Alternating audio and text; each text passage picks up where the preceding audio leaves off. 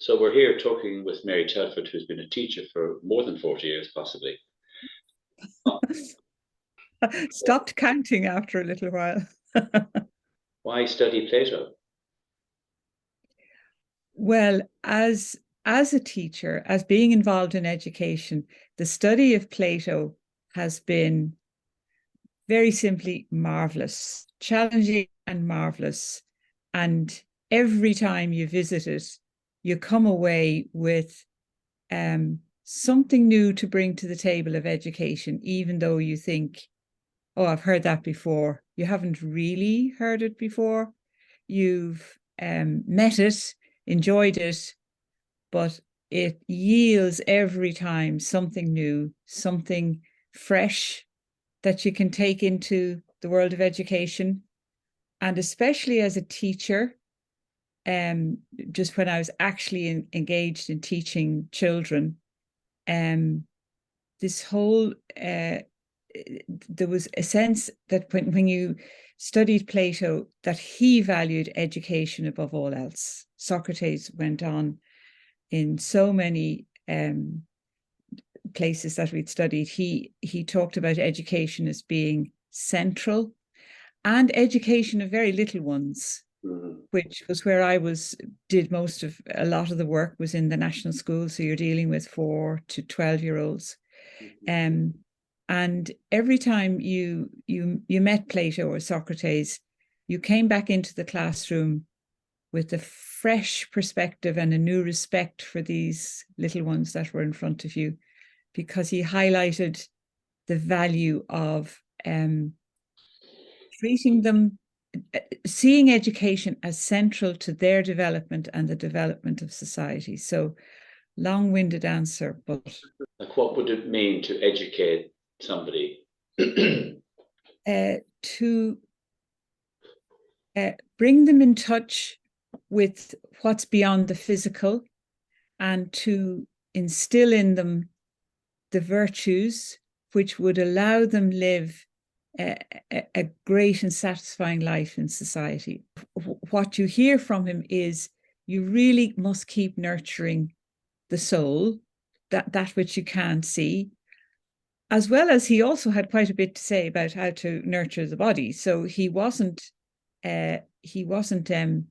idealistic to the point of being irrelevant to the practical. But I think he saw education as central to producing a being who lived a satisfying life in society and was of benefit to society. And education, if you didn't have that, there was no way of creating a wholesome life for all. What would you say reading Plato has impacted on your own life? I'd always find the initial contact challenging, really challenging, with the intention of, oh gosh, what's he saying here? You wouldn't find an instant, oh, this is fabulous. Not sometimes, but it would be more frequent that you'd be saying, what is he saying? So you'd grapple with it, you'd talk about it, you'd discuss it, you'd go back and read it on your own. And then the long-term effect was everything, so much of what you got from it actually became real in your life. You'd sort of suddenly look around and think, oh yeah, that is what he said. The one that's always struck me, and I hope I express this with some doing justice to him, that nobody ever does anything unless they believe it's the good. You know, no matter how false or how confused and disordered it might be, as they do it, they believe this is the good.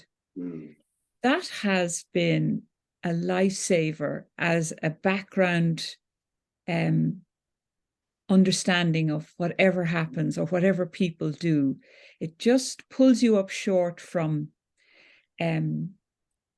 sort of useless criticism to just pushing you towards that realm of understanding where the other person's coming from, no matter how at variance it is with your own concept of it. That's been enormously helpful and has stayed. Would you say it's practical and for everybody? Yes, absolutely practical for everybody. Okay. Absolutely. I'd have no doubt about that. Now, it's you have to be willing to come to the table, and you have to be willing to uh, sort of show up whatever inadequacies might be there. I mean, you mightn't understand the words, you might have to go at it a couple of times. It's not far off. It's not 2,500 year old and you can't access it. You have to work to access it. You do need the study, and the study is the conversation and the consideration and reading it on your own. I've come to feel more confident doing that. So, but it stays with you. I think that's the mark of it. It doesn't, I think everyone deep down has that need to make sense of what's around them. And Plato made this, I think, extraordinary, like inquiry seems to be the very DNA of what he was, Socrates. It was inquiry. There was no question of just going around in a dream. You really wanted to know what this world was about, what's it for, who am I?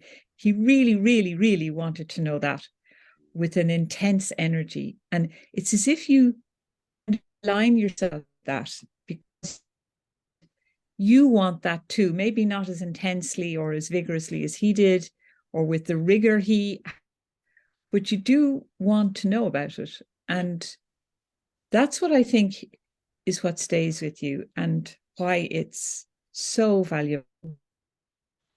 I do think it's for everyone. I'm surprised I'm saying that, but the minute you ask the question, the answer has to be yes.